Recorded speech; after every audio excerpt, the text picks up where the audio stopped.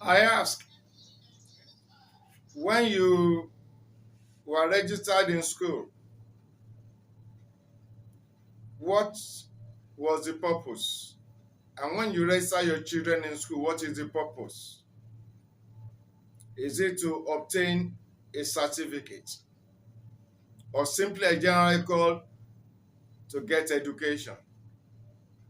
What is the main purpose, the focus of this education we talk about?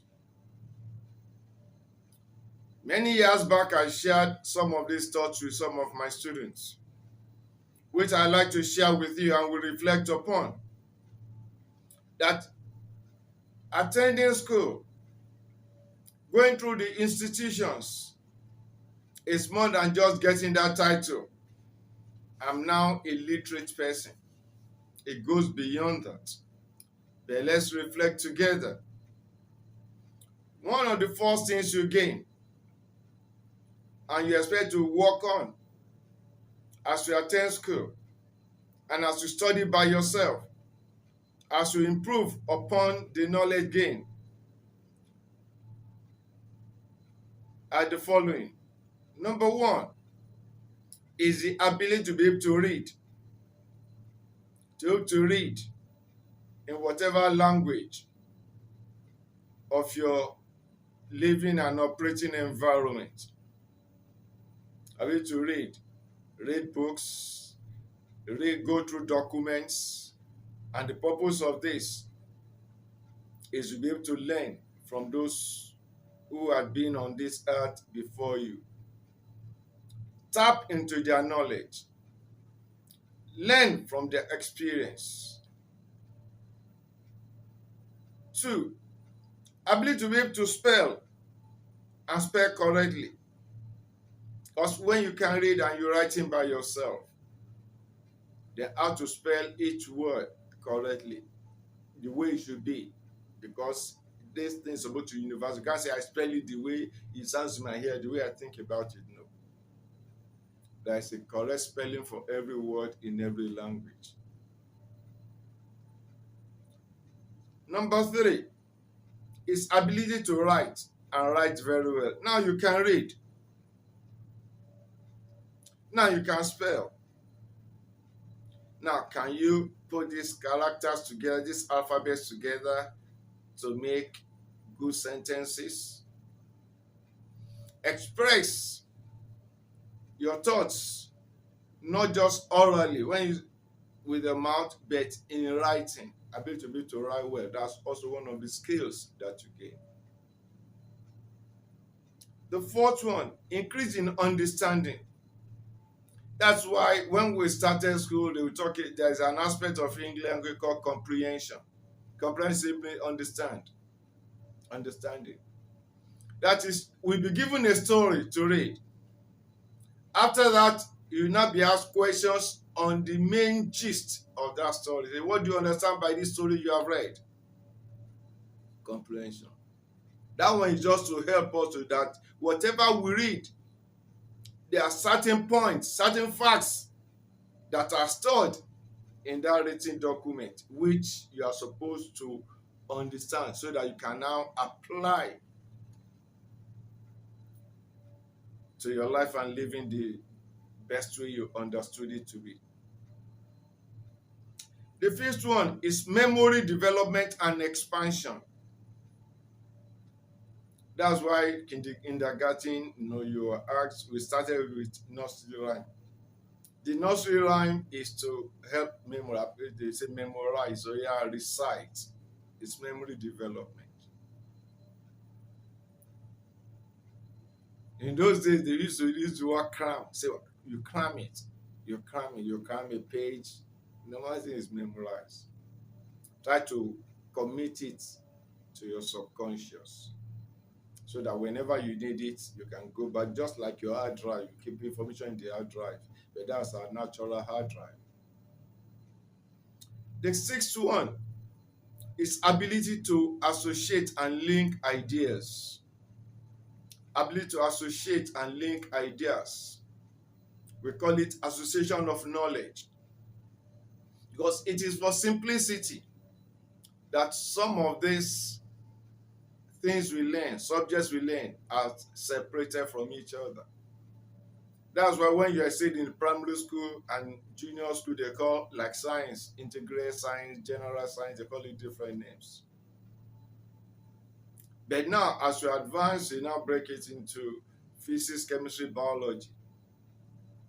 And as you advance, you get to higher institution, you see that that same chemistry is now broken into organic, inorganic, and physical chemistry. And when you now advance, going to the masters and doctorate, you now learn that in the organic, you have different phases also. Then you have biochemistry, and chemistry also is broken into engineering chemistry, petrochemical also, like that. So ability to associate ideas, because these things are linked together to be able to make a better image and better result. The other one is ability to recapitulate and recall. That's why they will now ask, okay, what did you understand by these things we have just discussed? You want to recap, a feedback. And that's why in the teaching profession, there's what called mid-lesson assessment. You don't just teach for 30 minutes straight. No. After you pause and ask your students, I believe you follow you. What do you understand by these things I've said? Then they give a feedback. They are probably at the end of the lesson just give an assignment. You have to recall, put in your own words. So these are part of things we learn. And these things you now bring into the society at large. What you hear will be discussed people. Ability to be able to keep them in your memory, ability to recall, the ability to apply them. So also the eighth one, ability to increase your span of attention. You know, in the primary school, kindergarten, they say the children's span of attention is very low, so their periods are so. But when you get to the junior school, it's wider. When you get to this higher school, we call it senior secondary in Nigeria. Then you can say that you can go for, you have double, especially for most of the subjects. We have double periods, which is a period is 40 minutes. So a double period is 80 minutes, that's 1 hour, 20 minutes. At the straight, you sit with the teacher and maybe mathematics, English language, chemistry, biology, most of those core subjects are put in double period sessions. And so sitting for 1 hour plus for a subject, yes, because your span attention by that at that stage as a teenager has already believed to have developed to that level. So you could see that when you go to school, it's not just to collect certificate or to pass examination, it's to prepare you for the task ahead as a human being. Another one, that's number 9, is concentration of mind and purpose and focus. That's why the teacher will focus on you and you focus on the teacher, and that's why there is a limit to number of students per teacher in a class so that there can be eye-to-eye communication. In the school system, every child is important. Not that you have 10 or 15 students in your class and about 3 to 5 are responding, are going along with you, then the remaining, you just leave them, they just flow along. No. You make sure every child is important, every child is taken care of, so that you want to ensure that every child is following you. And that's why you pause to ask questions. Hello, Kike. Hello, Jonathan. Hello, Kunle. Hello, Tunji. What have I just said? What do you understand by what I just said? What do you understand by this thing? Can you please come and solve this simple thing on the board? Applying that phone, the way I just did it, please come and do your own job and solve this one. You all wrote it. Or you say, okay, volunteer, we will come and solve this. Who will answer this? You just do that to be sure that they are concentrating and they are focusing on what you're telling them. Because in education, there's something called hidden curriculum. Hidden curriculum is that phenomenon which tries to distract the student from the learning process, teaching learning process. Maybe something happened before you left home for school, and while you're in the class with your teacher or facilitator, your mind is going back to that and that. Like a student once told me that, excuse me, sir, do you know what so was thinking in the class? Was thinking about the response she will give to her friend during break time, because she told her friend that my mind was not in that what was going on. No, I was bothered about the answer I would give to this. God, I'm calling curriculum. So a lot of things distract like that. So it's the work of the teacher to help to bring the mind of the students and try as much as possible to keep it within the class discussions system. So, and that one teaches mind control and concentration. That's part of what is also gained in school. We also gain self-confidence development. Self-confidence development. That is why we say that no child is ineducable and no child is an ignoramus. And part of the ground rules in the class is that no matter how stupid or foolish a student question may be during class, please don't laugh and don't mock during or after the class. I experienced such in my was the first year in the higher institution, that University of Ibadan then. We were in this zoology class, and our teacher, our lecturer was talking about comparative anatomy. And it just crossed my mind when we were growing up. They used to say that men, boys, have 9 bones in their thoracic segment, and girls, female, have 7 bones. I never got genuine answer to that. So when we're not talking about this comparative anatomy, I now raise up my hand. Excuse me, ma, I have a question.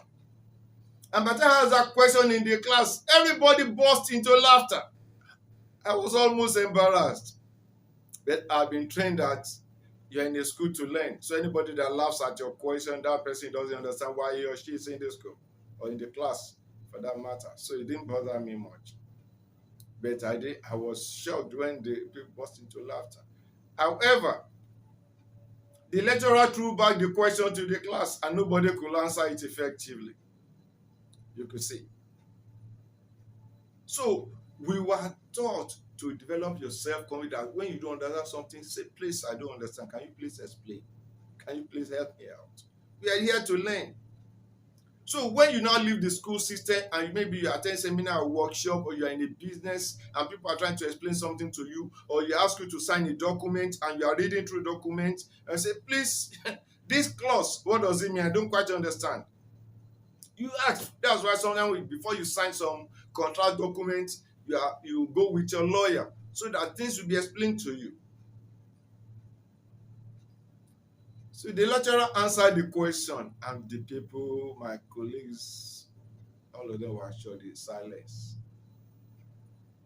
So you could see it was good I asked that question. Well, I won't tell you the answer now. You can put it in your, if you are seeing in the comment, I will answer you. Okay. Number 11 is ability to order your thoughts aright and patterning your thoughts in a correct and expected manner that can communicate directly what you have in mind to your listener. So that is why in examination, because it's to assess whether you have understood what you have learned over the weeks, over the months, and during the term of the semester. You have the essay question type in which you are allowed to express yourself, free expression.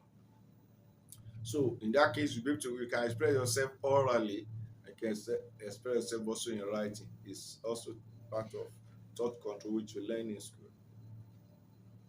So that one will now lead you to improve self-expression. Improve self-expression. So it's not a issue of you are shy, you are timid, and so on. You have been trained in school to learn to express yourself about what you know, about what you want to know, or what you desire to know. We also learn about how to collect data and analyze data accordingly. And data just means pieces of information that you can put together to make good sense.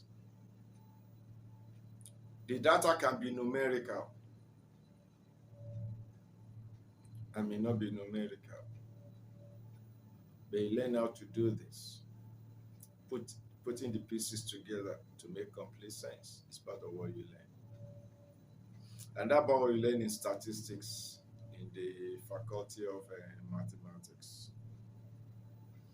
So ability to persevere is also part of what you learn in school. For you to sit, like I said earlier. When we were in primary school, we used to have two break periods. There's one at around 10 a.m. we call it short break.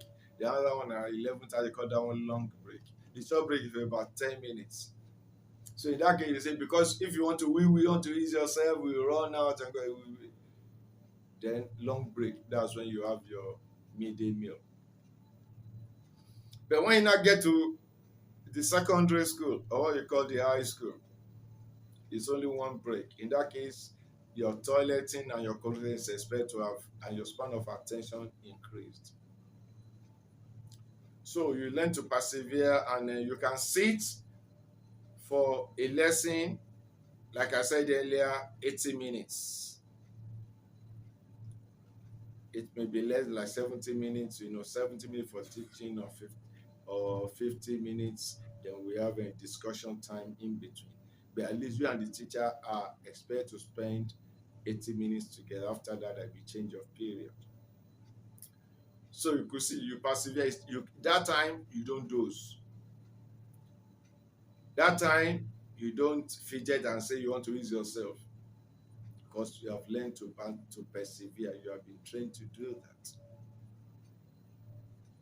And when you now get to the exam hall, I found out now there are some exams that the paper is 2 hours. 2 hours straight. And you can how many papers you say, okay, I want to go and use my, they won't give you extra time. If you like, say you want to ease yourself, go and spend 20 minutes in the toilet or in the restroom. So you learn so all this training are part of the things we get from the school system. So, and that goes with endurance. And finally, self-control. Part of the roles in school, like the high school I attended, University of Ibadan, there are two major rules that you must not break, which can lead to expulsion. Number one is physical fighting. If you physically fought in those days in University of Ibadan, and it is on record, and you go before the Senate, know that your time in the university was over. The second major offense is stealing. Stealing, which goes to literal stealing, cheating in the examination. If you are caught cheating in the examination in those days, I don't know what the rules are exactly now.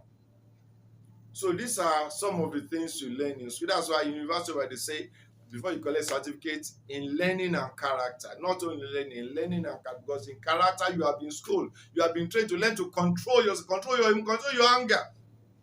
So because somebody has done something to you, now take the loss, it's not done. So you learn to control it and learn to take normal process of resolving conflicts, arguments, and disagreements. And no matter how hungry you are, you don't go and steal another student's property. So you can see self-control, growth and development. And in the examination, face your shebi you have attended lectures, you have studied, they make sure that the library in those days very much comfortable. Even there was a section which you have air conditioner then, we call it reference section. The universities are the reading rooms well ventilated, well stocked with books then. So you have every opportunity to prepare well for your exam. And that time, I think we also have some tutorial session where they put some progress students to have tutorial classes with us to help us out with some challenging in different courses. So we don't go to school. So that's what's affecting us now because our children are just focused on passing exam, passing exam. Yeah, it's good to pass exam, but after that, what then? The school system is supposed to make you become a better person to yourself, to your family, and to society. You are not just there to go and memorize documents and so on like that, or just learn by rote. Cram and pour. No, you are there to internalize all those different sets of information and knowledge and not to apply them to your day-to-day life to yourself. It helps you to understand, to know, understand more about yourself and about your environment. That's what you learn in biology. You learn about your internal system, you learn about digestion when you eat, what happens to the food that you eat. You learn about physiology, how different parts of your body work inside, internal operation. They learn about chemistry, talk about the elements around you, that everything is made up of elements, compounds, and mixtures, and all these things are made up of atoms. To know that your environment, what this environment, what the air we breathe in, then we learn that air is a mixture of different gases. And part of the component of the air is oxygen, which we breathe in, and we breathe out carbon four oxide, we generally call carbon dioxide. And you learn that these plants around us use that carbon dioxide, carbon four oxide in chemistry for photosynthesis, with which they're able to produce the things that we enjoy. Then you learn about the anatomy of plants, that they have the phloem and the xylem. One part carries water, the other part disperse the manufacture of food to different parts of the plant system, which we enjoy. Then learn about geography, location of places, mapping, north, south. You can see it's not just to pass exam, it's to know and understand more about life itself. Then learn about economics. That's what we're about money, financial management, resource management, and so on. So let's encourage our children to be more focused in the education system, that they are not there just to pack certificates, but they're there to improve their thinking faculty, their personality, and well, so that they can be of greater value to themselves, to the society, and to humanity at large. And if this is done and achieved, some of these unpleasant stories we hear about policemen not being able not to know what to do, they can't correct um, control their character and their thinking, and we start to have accidental discharge and all these unpleasant stories on daily basis in our environment.